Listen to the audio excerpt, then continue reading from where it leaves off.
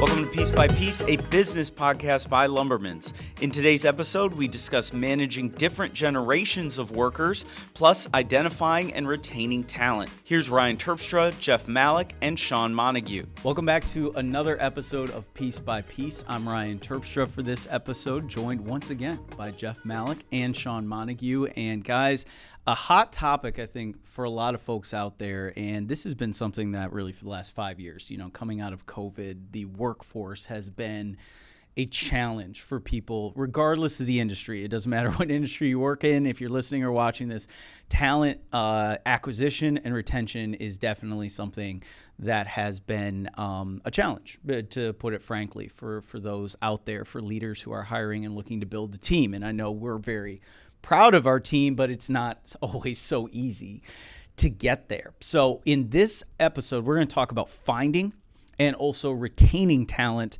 and talking about a generation gap as well. And I think that's a really important topic as well to get into, which we will. But to kind of just start things off, Jeff, let's kick it off with you. When we're looking for talent, when we're looking for people to add to our team, what qualities, what things are you looking for when it comes to identifying, adding people to your organization? Well, first of all, I just want to say I'm thankful that I was offered a spot back on the podcast because I was really questioning whether or not I'd get a return invite. So we were too. Yeah, I could tell. But so thank you for having me back. I will say, first of all, that I think the labor market is still a challenge, number one. And most economists would say that when you're at 3.5% to 4% unemployment, that you're at full employment in the country. So I think this is still a challenge for Lumbermen's and probably for a lot of our listeners. When I look at what type of attributes that I'm looking for as we hire and retain great talent, first of all, I want somebody that can be very intrinsically motivated. I think it's important that people have passion, they're driven, and they want to support an organization, support a team, or if it's a leadership position, that they've got the drive to be a leader. The second thing I would look for is really soft skills. I think, a lot of millennials coming out of school, entering the workforce, I think that it's really important that they know how to, people know how to communicate. They know how to represent themselves well. They're punctual, they're dependable. All of those different types of soft skills I think are extremely important. Another thing is that they just need to fit the culture. Lumbermen's, we have a really defined brand, culture, go-to-market platform, and really we're extremely customer-centric. So as I'm interviewing or looking at employees, they've got to be able to fit our culture, or close enough where we know when we wrap them into the fold, they're going to fit right in with our teams. Shawn, how about for you? What are you looking for? I think Jeff did a good job of talking about kind of the non-negotiables that we look for whenever we're adding anyone to the team. I think it's also role dependent. Like what role are we looking for? If we're looking for a leader, I'm looking for different things than an outside salesperson, different things than a customer service associate, different things than someone who's going to be pulling customer orders. So it's certainly role dependent, but he did a great job explaining the non-negotiables. I believe that the one thing that I lean into when I'm thinking about what is the one thing I'm looking for, it is, do I want to go up against them?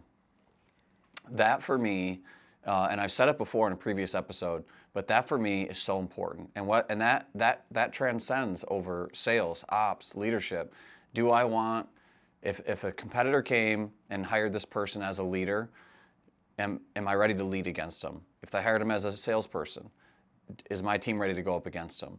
Are they walking in there seeing our customer with a different shirt on? Those are the things. And so it's really important. That is kind of that one thing that I'm looking for. And I can't tell you how or why I know it, but I know it when I know it. See, I like hearing that because I know he interviewed you and he interviewed me. So when it comes to this. That's good. Look at that. I know. One thing that I kind of teased to start the episode, I think this can be a topic completely in among itself. So let's dive into it so we give it the proper amount of time. Generationally, there is definitely something at work in our industry. And I would say, as someone who came into it, kind of later in my career, you see a lot of people that have been in it a long time. And that's, in my opinion, great. You have tons of knowledge out there when it comes to our dealers, our customers, whatever it might be. From what I've heard from folks, it has gotten harder attracting younger people into the industry in certain avenues. We have 700 plus employee owners that are involved in Lumbermen's across our footprint. So obviously we have different generations that are involved in just division by division. When it comes to these generations, and I'll start with you, Shawn, what are some of the benefits of each? Obviously, whether you have folks that have been in the industry a long time or folks that are coming in a little bit more fresh. And then as a leader, how do you manage the dynamics between that? Because sometimes I wouldn't say there's clashes, but there could be difference of opinion. There could be difference in styles. How are you managing generational turnover, I guess is one way to put it, but also just the intermixing of experience levels? Yeah, I think this is a big topic to unpack a little bit. The first question is, what are the benefits of each? If we hired all the same people who all look the same age, good at the same things, we would not be any good as an organization. So there is tremendous value to every person on our team, regardless of age. I'm kind of right in the middle of it. I'm in my mid to early 40s, let's call it. So I've been here for a little over 9 years now. I've worked with the folks who are on the back nine, and I've seen the value and the tribal knowledge that they have specific to the industry. But I've also now spent the last 9 years trying to recruit and hire younger people than me and bring them into the industry. And the benefits far outweigh any alternative. I think the benefits of the younger generation that sometimes just gets a little underappreciated is they are as driven, if not more, at this phase in their career as I've ever seen. I mean, you might have to interview a few of them to get the right one, but when you do, they have something to prove. They are willing to put the work in. Now, the work might not always be as traditional as a Monday through Friday, 8 to 4, 7 to 5, whatever that normal work schedule looks like. And then there's a part of the other generation who doesn't understand that or questions that or is worried about that. And so as a leader, we got to navigate all those things. I also believe that the workforce that is just coming in, they want to understand the why way more than anyone that I've ever seen. I used to be able to give direction to someone and they would say, got it, I'm on it. And now I give direction, and although they're going to put the work in, if I don't connect the reason why we're doing it, the outcome might not be exactly what I had hoped for. What have you found so far, Jeff? Well, Shawn hit on a lot of them. That was really great. And I'll say that I'm also probably right in the middle. I'll say early 40s and less gray hairs. But I'm in the middle of the legacy employees and the people who, have been in the workforce maybe for under 10 years. Let's talk about some of the people who have been in the industry for decades, right? For me, new to the industry, I really value that. One, I think they just have a ton of industry knowledge and experience that I've been able to gravitate towards and learn from them. But if you think of somebody, and we have these people at Lumbermen's who have been in the industry and even in the organization for, let's say, 40 years. They have come through multiple decades and are a bit hardened. They may have started working in the 80s where their first mortgage rate was 12%. High inflationary period, high interest rate period. They made it through the 90s and the tech boom where we started doing a lot of things from archaic realm, paper, pen. And then now we've moved into this technological age, right, where everybody's got a personal device and things are more automated. Then you go through the 2000s and you've got, housing boom and housing market over leveraged, and then the crisis, and then the Great Recession, financial crisis. Then you've got to build up in economic activity. They've been hit with a pandemic. Now there's supply chain issues. If you think about all those things that people have been through, I really think that a lot of them are really steady and important people for our organization. They've been through a lot. They don't get, they don't get tossed and turns by the business cycle and the waves that we experience. So I think that there's tons of value to those employees. And I think it's good for the younger generation in their first 10 years of work to see that, right? To see that dependability and really just to lean on them. I would say for our younger workforce, I think they're extremely valuable. I, as Shawn mentioned, see people who are really hungry. They're hungry to learn a new role. They're hungry for advancement, but they also are really open to innovation. That particular workforce, and even throughout my life, technology is increasing so rapidly. It's really exponential now, and that that generation of employee for Lumbermen's is really good because I think it pushes us to stay on the cutting edge of a lot of different aspects of the organization. Yeah, I want to add one thing to that I think is really important. That younger generation, for anyone listening, they want to know where they fit in long term. And we have to be, as leaders, we have to connect those dots for them. So career conversations are what I call them. We got to be having them all the time with your top performers. If you have anyone on your team that is less than 40 years old and they're a top performer, we better be asking them and talking to them about what they want out of this thing and where they fit in long term. And that's not just Lumbermen's, that is anywhere right now. So not only do they want to know the why of the work, but we have to stay connected to them, understand what they want, where they fit in long term, and help create that path for them. Yeah. Challenging those employees is extremely important too. And I will say, I think for Lumbermen's, we do a great job of that, but I think it's also a growth area as well because those employees are hungry for those opportunities and they want to know that they're heard. And I think it's important that we do sit down, we listen to them and help them achieve that portion of their journey to get to where they want to be ultimately. And I've heard a quote that says, leaders don't create followers, leaders create leaders. And even if we develop leaders and they ultimately end up leaving the organization to go elsewhere, I do feel like that's crucial for us to develop people wherever they're at, whether we have an advancement position for them or not. Yeah, I think you guys dove right into one of the next things we wanted to talk about, and some great stuff on that already, but it's retention, right? An older generation has probably a completely different outlook on why they would remain with the company after many, many years, or if they came to us later in their career than somebody who's jumped in and is thinking, like, if I'm not on the rocket path up, maybe, do I start looking either way? From a leadership standpoint, I mean, you deal with a wide breadth of different employee tenures on your team, Shawn. Like, what retention type of talks, conversations, thought processes from you?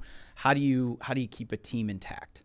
Yeah, I have two thoughts on that. One is ignore the chain of command, and what I mean by that is, oftentimes I'm reaching out to people that are 1, 2, 3 layers removed from me. So yes, I'm connected to my direct reports, but I'm really curious how their direct reports are feeling and then how their direct reports are feeling. And so it's probably easier in an organization like this. We're a medium-sized organization with just shy of 800 employee owners. But I think that will always remain the same. It's important for leaders to ignore the chain of command every once in a while and just start asking people what's on their mind, and you'll hear what's going on. And I think the second part that I was going to mention is, your retention starts and ends with your culture. So as we make decisions as leaders,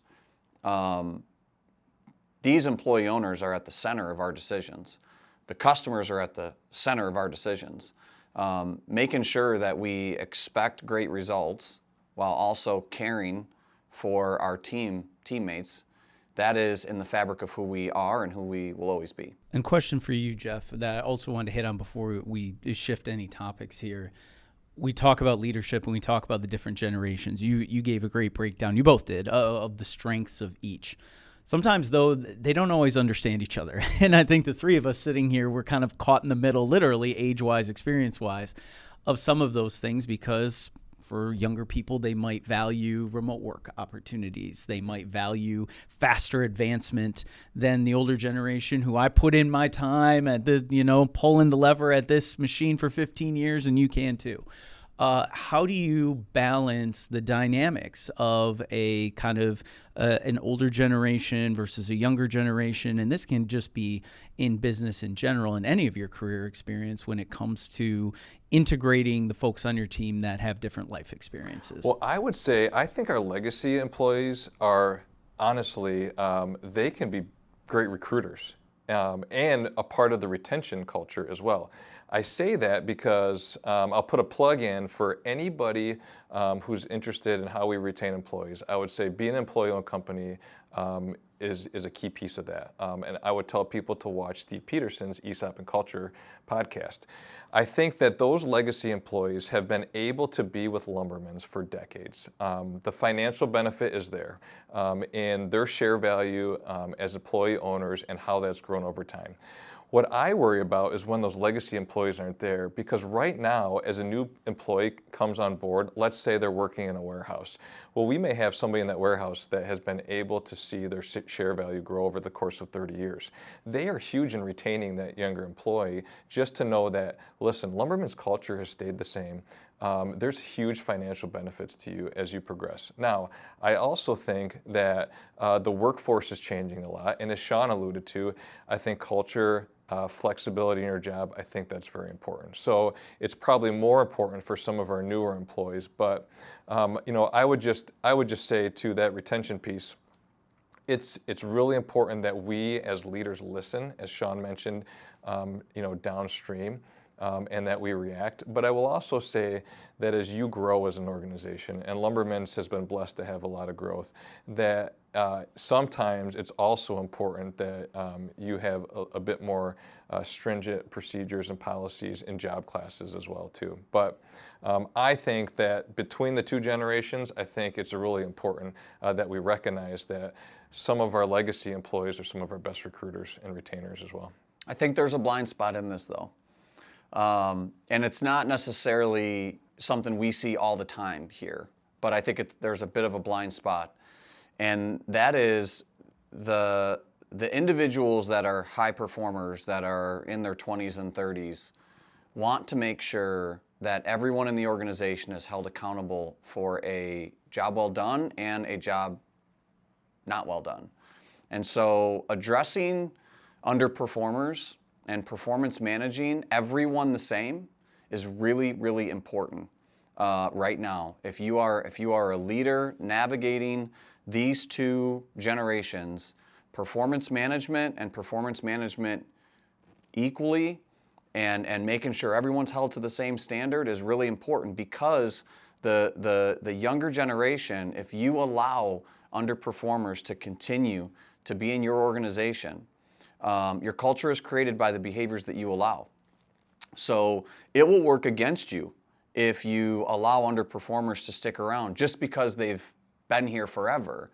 And again, I'm not saying that happens here. I'm just saying in general that's a big blind spot, because those individuals want to make sure that they have a path forward.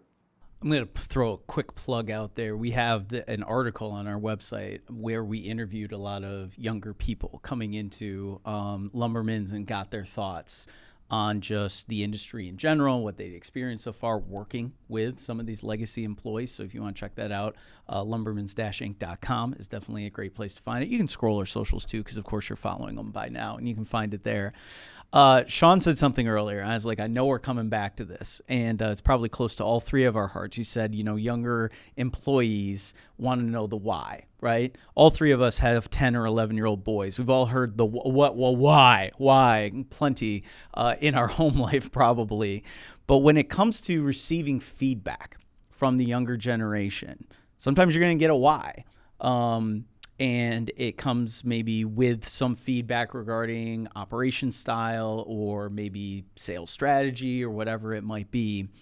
How do you balance some of this? I mean, we talked about AI in the last podcast. I mean, there's certainly plenty of things coming to the table from folks that are entering the workforce. How do you balance some of the suggestions, the influence of a younger generation, and a generation, honestly, that probably comes with a little bit stronger thoughts than maybe previous work generations came into the workforce with?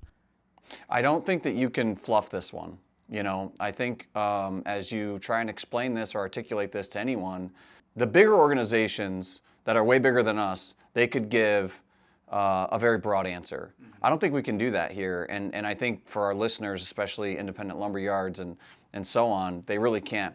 There's a diagram that I've drawn, and if you're listening to this and you've ever sat with me and seen this drawing, you'll recognize it. But I try and draw out the supply chain and where we fit into the supply chain, you know, and it starts with a homeowner making a decision, building a home, doing a remodel, and then it goes to them either doing it themselves or hiring a builder or a remodeler or a contractor, and then they have to buy the product, and they have an experience from a retailer or an independent lumber yard or a dealer, and then they have a distributor to choose from, right? And then the distributor has products that they get to distribute.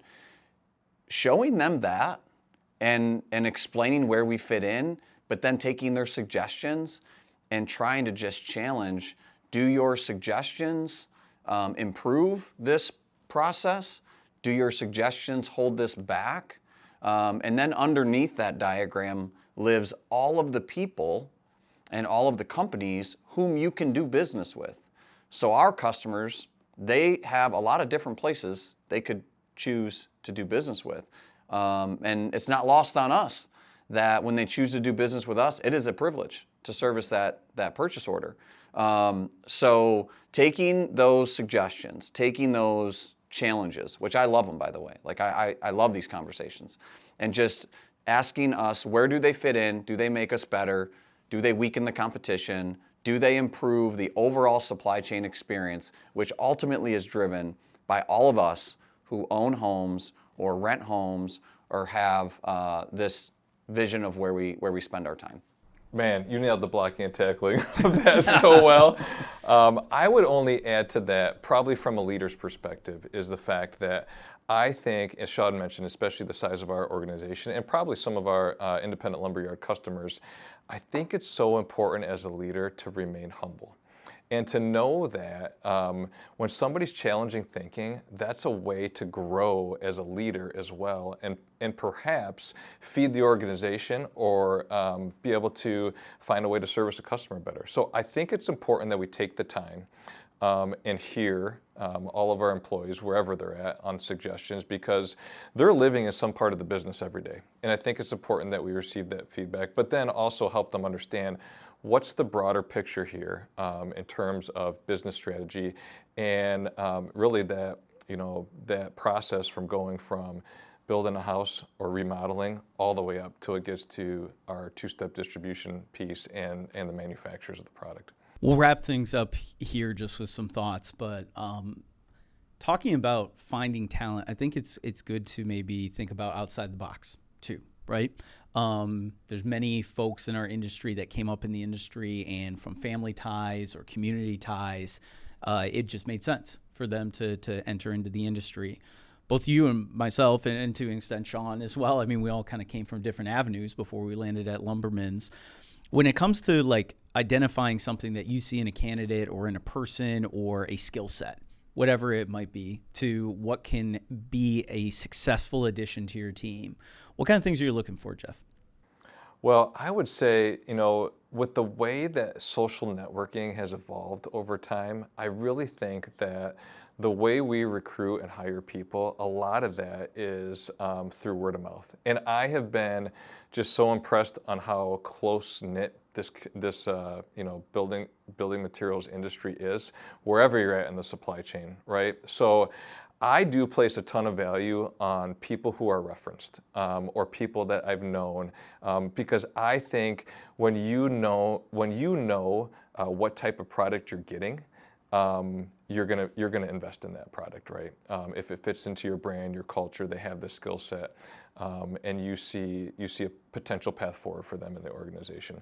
So for me personally, I think that's one of the best ways I can identify a key employee. The second thing is we hire a lot of people just through the application process, and I think we could probably unpack a whole nother podcast of what does that hiring process look like, right? From posting to interviewing to onboarding and getting them equipped to start their role. But like I mentioned earlier, I think it's a lot of things. Do they fit into the culture? Do they have all those necessary soft skills? And do they have the work ethic and the motivation? I will add, I'm looking for the best fit, not necessarily the best person. So I think that there's a trap when you have a job opening, and that trap is you have a job opening, 10 people apply, you interview, the top 5 who you think, and then you select the best one out of the top 5. My challenge would be, what if that best one is not the best fit for your organization? So hire slow. Be intentional about it. Build your team by design, not by default. My team has heard me say that before. But I'm looking for the best fit, maybe not the best person who happened to apply for the job. Now, when you find both of those things, that's great. And that has happened. The best fit has applied for the job. Thanks for listening. Be sure to like and subscribe. It really helps out the podcast. This has been Piece by Piece, a business podcast by Lumbermens.